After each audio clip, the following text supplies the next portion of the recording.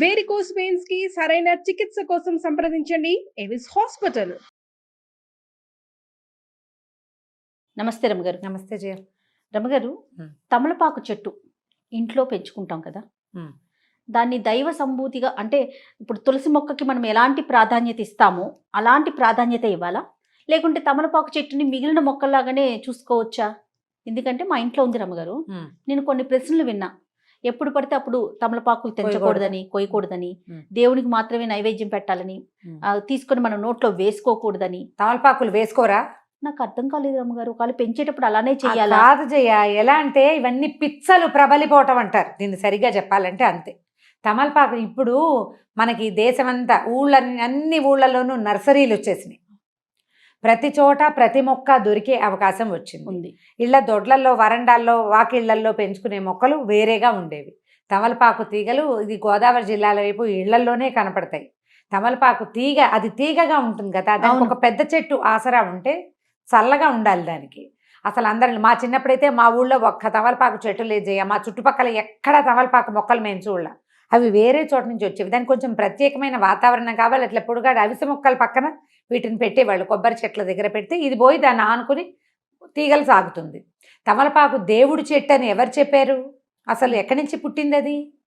మనం దేవుడి వృక్షాలు, దైవతా సంబంధమైన వృక్షాలు, నక్షత్ర వృక్షాలు ప్రత్యేకంగా ఉన్నాయి మనకి.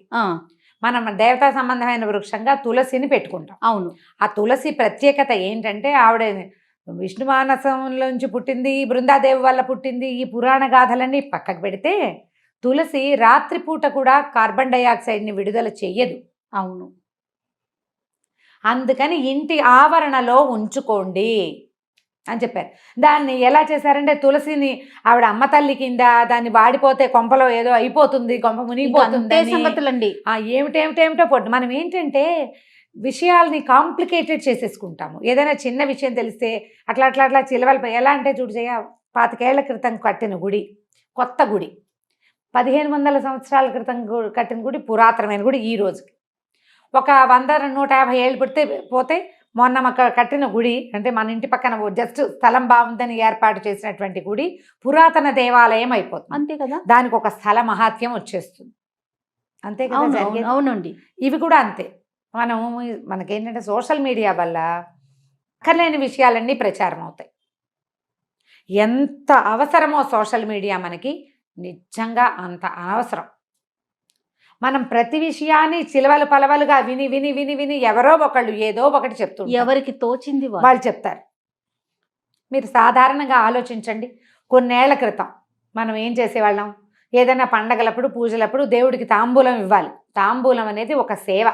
ఆయనకి, భగవంతుడికి షోడశోపచారాల్లో తాంబూలం ఒక సేవ. తాంబూలం దేవుడికి పెట్టి ఆ తాంబూలం ఇంట్లో ఉన్న వాళ్ళు గృహస్థు వేసుకోవాలనేది నియమం. ఇప్పుడు వేసుకున్నామా లేదా? కదా. అవును కదా. అది కాకుండా నిత్యము తాంబూల సేవనం చేసేవాళ్ళు ఇప్పుడు మనం మానేసుకున్నాం.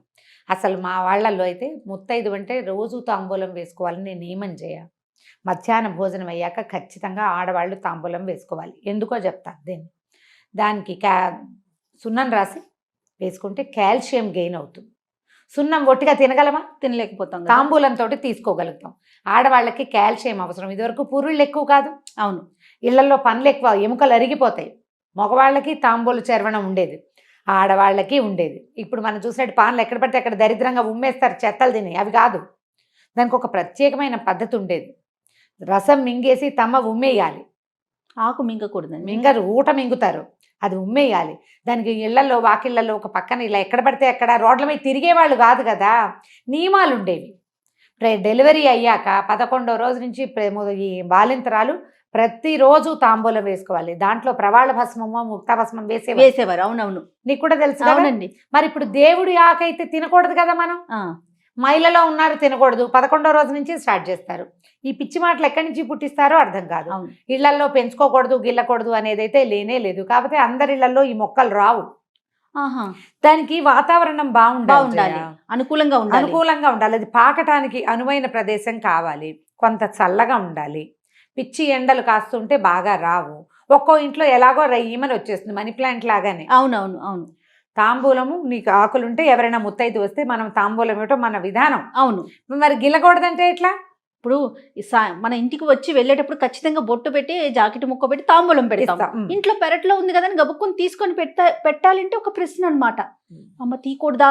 ఇప్పుడు ఆంజనేయ స్వామికి ఆకుపూజ చేస్తాము. మరి ఆకుపూజ చేసిన ఆకులు ఇంత మోద తీసుకొచ్చి మన చేతిలో పెడతారు. ఏం చేయమని? పారేమనే కాదు కదా. నిర్మాల్యంగా దాచుకోమనే కాదు. తలా ఒక 4 ఆకులు ఇస్తే కాస్త సున్నం రాసుకుని వేసుకుంటారు. భగవంతునికి అర్చన చేసిన ఆకులు తీసుకోవటం వల్ల కూడా మనకి కొంత ప్రయోజనం లభిస్తుంది. తమలపాకు మనకి ఆరోగ్యదాయిని, అన్నం అరగదీస్తుంది, అవును, గొంతులో ఉన్న కఫాన్ని తొలగిస్తుంది. తర్వాత అది ఏంటంటే ఒక విలాసవంతమైన వ్యవహారం కూడా. దంపతులు తాంబూల చరవణం చేస్తూ ఉండటం అనేది ఒక విలాసం.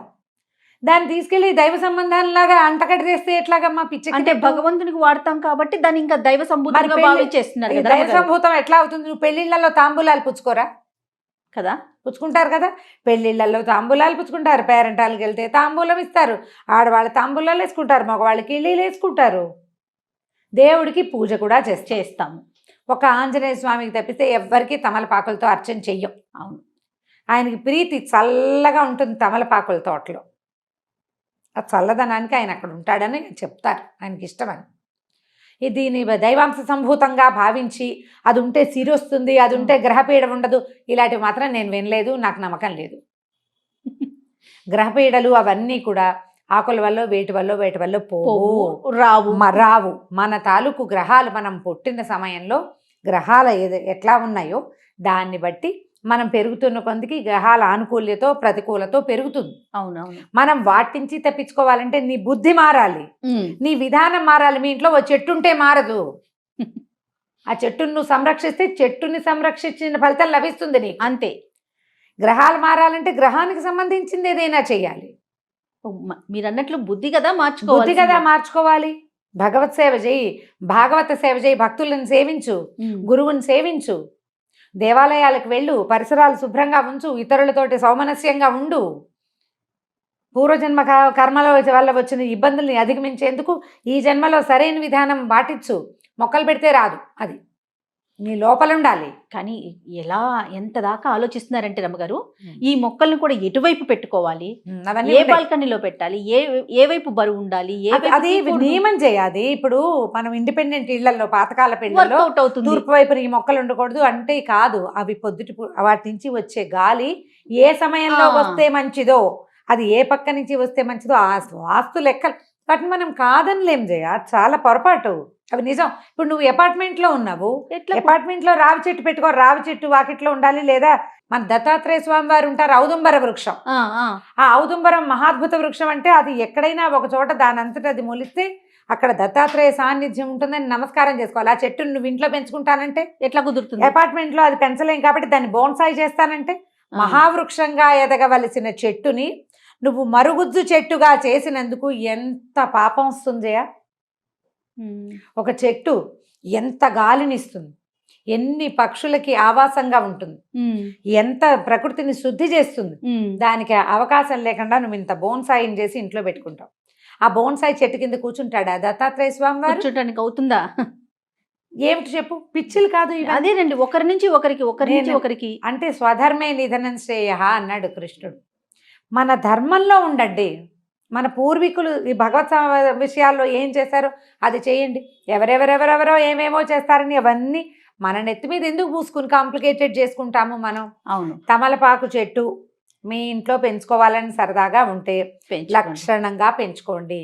దానికి పెరగటానికి అనువైన వాతావరణం, పక్కన ఇంకో పెద్ద చెట్టు ఉంటే ఇది పోయి దాన్ని ఆనుకుని దాని మీద చక్కగా చిలువలు పల్లవలుగా వెళ్ళి చేస్తుంది. 2 ఆకులు తుంపుకోండి, దేవుడికి పొద్దుటిపూట తాంబూలం పెట్టుకోండి. ఆ ఆకులు నిర్మాల్యంతో సహా పారేయకుండా నోట్లో పడేసుకోండి భోజనం తర్వాత. ఎన్నో ఆయుర్వేద ఫలితాలు కూడా చాలా ఆరోగ్య ఫలితాలు ఉంటాయి. జలుబుగా ఉంటే 2 ఆకుల్ని నీళ్ళల్లో వేసి మరిగిచ్చి ఆ నీళ్లు తాగండి.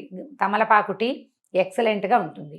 చంటి పిల్లలకి కఫం ఉంటే 2 ఆకులు కొంచెం నూనె రాసి పొయ్యి మీద చూపిస్తే మెత్తగా అయిపోతాయి. పిండేసి ఇంత రసం, ఇంతే నేను వేలు చూపిస్తున్నాను, మళ్ళీ పొరపాట్లు చేయకుండా. ఒక పావు చెంచా రసం, ఒక చిటికెడు పంచదార కలిపిస్తే ఫ్లమ్ అంతా బయటకు వచ్చేస్తుంది. ఇలాంటివి చేయండి. ఆయుర్వేద రీత్యా తమలపాకు చాలా మంచిది. భగవంతుడికి కూడా మనం వాడుకుంటాం. గిల్లి శుక్రవారం, శనివారం, మంగళవారం ఏ తప్పు దానికి లేదు. హాయిగా వాడుకోండి. అనవసరంగా ఏవేవో చదివి ఎవరెవరు చెప్పిన మాటలకో లోబడి జీవితాన్ని కాంప్లికేటెడ్గా చేసుకోకండి. మనకున్న కాంప్లికేషన్స్ చాలా చాలు ఎక్కువ. కదా. ఈ అక్కర్లేని పిచ్చాచారాలు ఎందుకు? అన్ని ప్రశ్నలే. ఓకే రమ్య గారు, నమస్తే. నమస్తే.